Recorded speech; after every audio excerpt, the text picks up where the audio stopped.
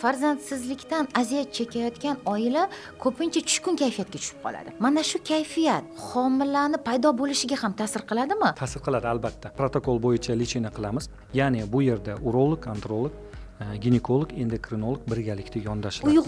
Uyg'unlikda. Albatta. Simbiozning. Chunki birgalikda bu narsani yondashilmasa, kerakli bo'lgan natijaga ola olmaymiz. O'tgan yilgi statistikalarimiz kelayotgan murojaat qilgan bemorlarimiz orasida 87% ni tashkil qilgan homiladorlikka erishgan natija.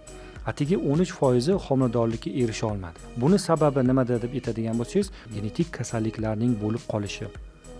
Bu yerda follikulyar nidosatlarning bo'lishi, bu yerda urug'ning yo'q bo'lishligi va qo'shimcha boshqa yondosh kasalliklarning hisobiga bu keyingi amaliyotni qilishi kerak bo'lgan jarayonga o'tkaziladi.